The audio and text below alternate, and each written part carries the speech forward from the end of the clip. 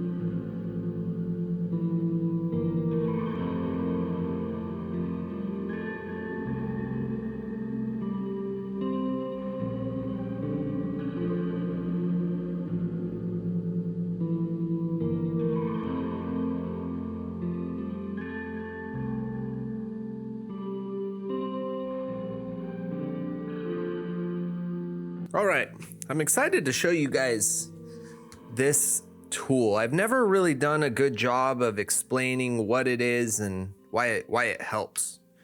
What is its utility?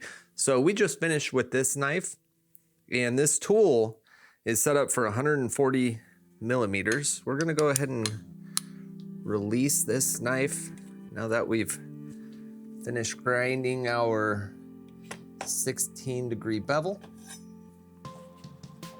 Tighten this up just a little bit, just like that. So I still can move it around a little bit. I'm gonna loosen up the stop on the end. I'm gonna butt the knife up against the padding over here. And what I like to do is center everything up on center of this bolt. And I want to contact this crossbar right down the center line here. That's where I want my contact. And on these Santokus, there it is right there. Now I'm gonna focus my energy over here, but that right up against there. Boom, 140 millimeters. Now I can jump over to my Tormek and just start grinding. I don't need to mess around with my support bar.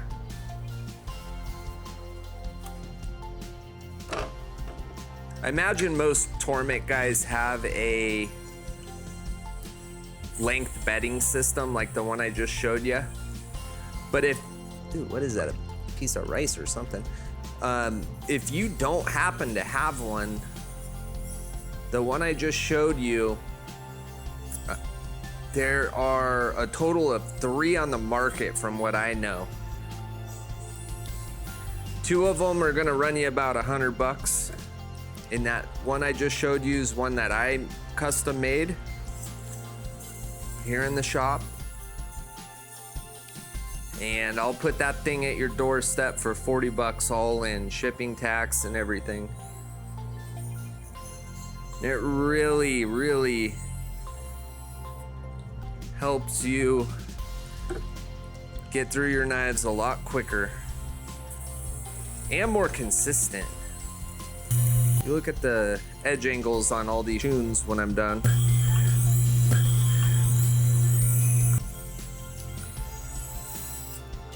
They're gonna all look identical. Previously hit all these knives on the 200 Grit 200 diamond belt on the 1x30. I do not want a convex grind. That's why I'm over here doing a hollow grind now. But that process of hitting them with that 1x30 really saves me a lot of time, primarily because when it comes to super steel abrasives, this is my lowest grit solution on the Tormek, and this thing's 800. It would take me a while otherwise. We're about to invest in a 80 to 100 grit option. In fact, we'll be making that purchase on Monday. All right, and just for good measure, I'm gonna show you one more time how quick and easy this is.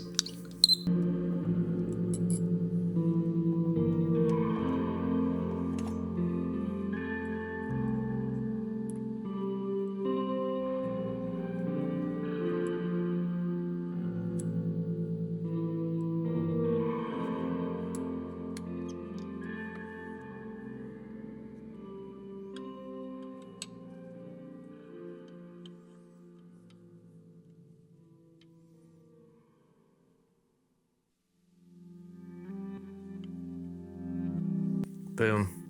Tighten this up.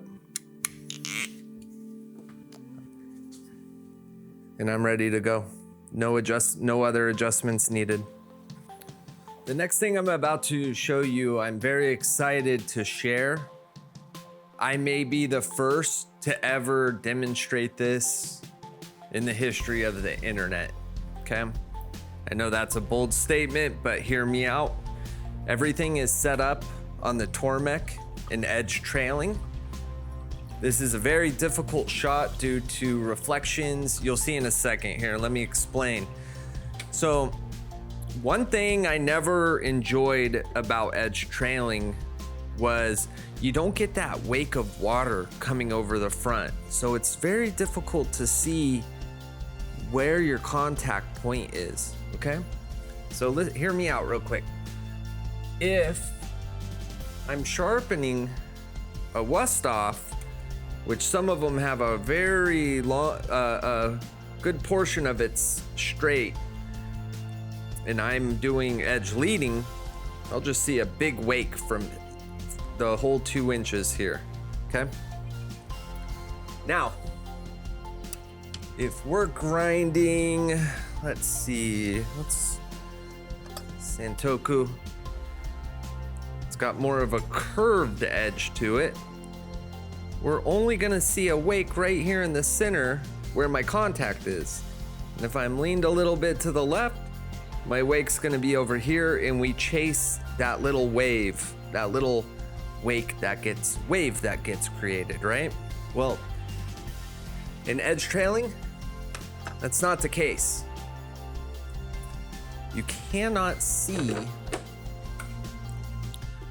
where exactly the blade is making contact. Here's an example.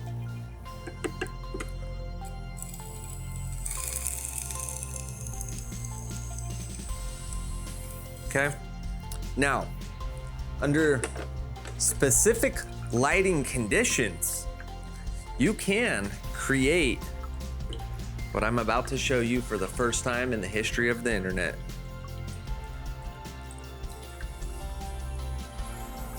Oops.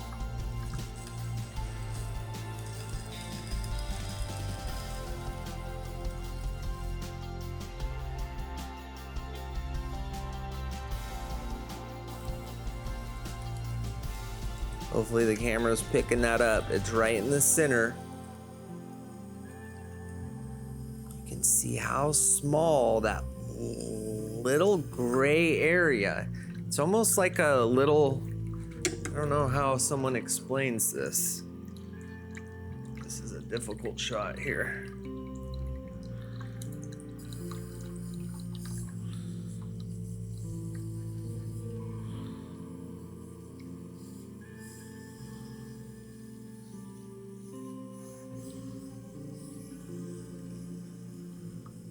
Creeping up the cheek and the tip. It's very, the camera is in my way. I can't even see on that side. Okay, we're on the heel. Moving off the heel. Now we've got a nice wide contact here. Halfway down the blade, we're at midway. Now we've only got a little, where's the cheeks involved. So we've only got a little tiny stream. And that little tiny contact point's moving up, moving up, moving up. And the point, I sure hope that's coming through on your end okay.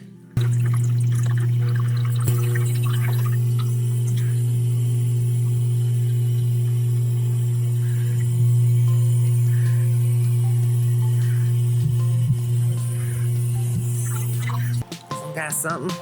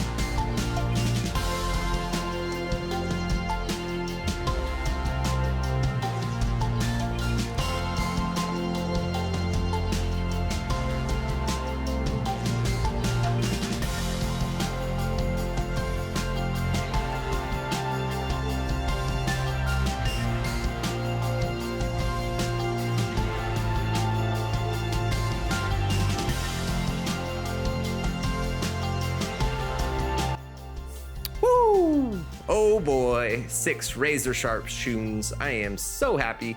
No pile of scrap metal here. And look, these edges, they're gonna last a long time. I didn't just whip out some quick edge, do a couple paper cut tests for the camera. Nope. I built an apex underneath the root of the burr. This thing's built to last. And guess what? I didn't pay anybody to learn how to do this. Imagine that. I read books, jumped on the internet, I watched videos, bought a bunch of trash knives, and I practice and I practice and I practice. And I'm still learning and I'm still practicing. It's never gonna end. But I did not pay someone. And for the hundreds of customers I've served, I didn't pay someone to teach me how to acquire customers. I went on the internet, I read books. Guys, don't pay people to teach you how to sharpen knives. That's absolutely bananas that. Yeah, I'm not gonna get into it. But anyways, come check out our Discord, in fact. No charge, free 99 per month, 0. No paywalls, just a bunch of guys obsessed with sharpening, who love knives, who love business. If you have questions about sharpening, if you have questions about business, that's a good place to go for some free advice. All right, I'll see you there.